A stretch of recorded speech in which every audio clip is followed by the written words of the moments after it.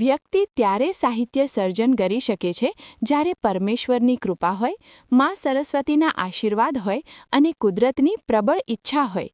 વળી જ્યારે એક સર્જકના અનુભવો શબ્દો બનવા આતુર થાય અને અંતરના ભાવોને ઈમાનદારીથી વ્યક્ત કરવાની હિંમત જન્મે, ત્યારે રચાય અણમોલ હૃદયભાવો, જેને આપણે કાવ્ય, વાર્તા, નવલકથા કે લેખ સ્વરૂપે માણીએ છીએ. પદ્માક્ષી મનીષભાઈ પટેલ, જેઓ પ્રાંજલ ઉપનામથી સાહિત્ય સર્જન કરે છે, તેઓ એક સંવેદનશીલ અને ભાવસભર સર્જક છે. તેમના સર્જનમાં હૃદયની ઊંડાણથી ઉદ્ભવેલી લાગણીઓ, માનવીય સંવેદના અને જીવનના સૂક્ષ્મ અનુભવો સહજ રીતે વહેતા જોવા મળે છે. શબ્દો તેમના માટે માત્ર અભિવ્યક્તિનું સાધન નથી, પરંતુ આત્માનો અવાજ છે. પદ્માક્ષીની કવિતાઓમાં પ્રેમ, સ્વીકાર, સહઅસ્તિત્વ, સામાજિક ચેતના અને આંતરિક સંઘર્ષ જેવા વિષયો સુમેળભેર ગૂંથાયેલા હોય છે. ભાષા સરળ હોવા છતાં અર્થમાં વિશાળતા છે. તેઓ ભાવને ભારપૂર્વક નહીં, પરંતુ નમ્રતાથી રજૂ કરે છે, જેથી વાચક સહજ રીતે પોતાની લાગણીઓ તેમાં શોધી શકે. મારું નામ પદ્માક્ષી મનીષભાઈ પટેલ છે અને હું પ્રાંજલ નામથી સાહિત્ય સર્જન કરું છું. વ્યવસાય પ્રાથમિક શિક્ષક છું અને અત્યાર સુધીમાં મેં 29 જેટલા પુસ્તકો પ્રકાશિત કર્યા છે, જેની અંદર નવલકથા, કાવ્યો, બાળ સાહિત્ય, ટૂંકી વાર્તાઓ અને જેને કહી શકાય એવા દીર્ઘ કાવ્યો પણ લખ્યા છે.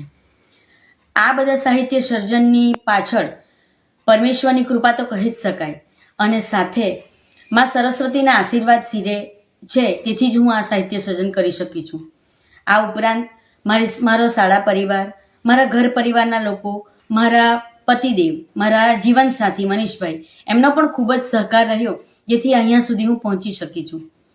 આ સાહિત્ય સર્જનનો હેતુ એ આનંદ ભાવ છે, વ્યક્તિના, માનવના હૃદયભાવોને વ્યક્ત કરવું અને અનુભવોને ઘૂંટવું. આ એક નાનકડી કળા મળી અને એ કળાનો સદુપયોગ થાય એ હેતુથી આ સાહિત્ય સર્જન ભગવાનના ચરણે ધરી રહી છું. હું મારી એક નાનકડી કાવ્ય રચના આપની સમક્ષ રજૂ કરું છું, જેનું શીર્ષક છે એ તો. ન કરતો કદીએ ચમત્કાર એ તો, ભક્તો સંગ હંમેશા ફરનાર એ તો.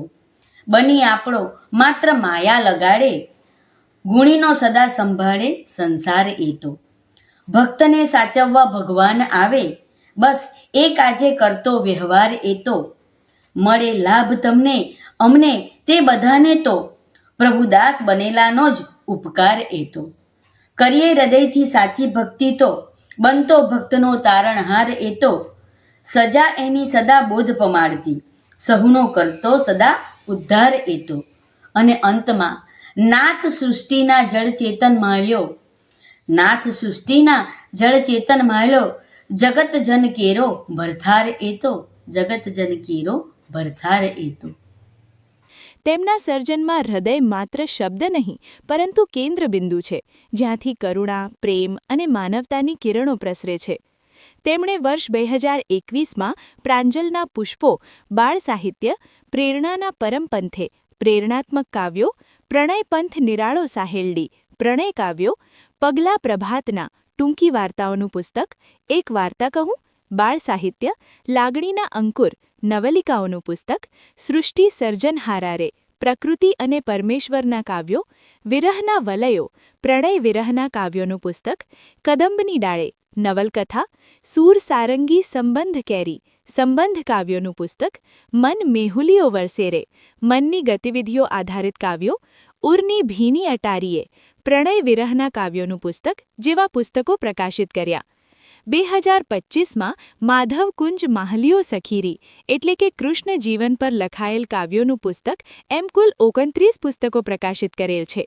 આ ઉપરાંત ગુજરાત રાજ્ય પાઠ્યપુસ્તક મંડળ દ્વારા પ્રકાશિત બાલસૃષ્ટિ મેગેઝિનમાં બાળગીતો અને દેશભક્તિ ગીતો અને અંકલેશ્વરથી પ્રકાશિત થનાર સંકલ્પ સફર મેગેઝિનમાં કવિતાઓ, લેખો છપાય છે.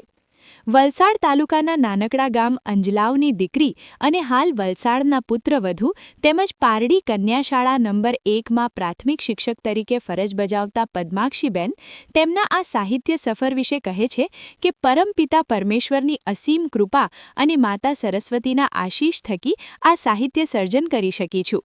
ઘર પરિવાર તેમજ જીવનસાથીના સતત સહકાર તેમજ શાળાના બાળકો અને શિક્ષકગણનો પણ આ શબ્દ સફરમાં અમૂલ્ય ફાળો છે.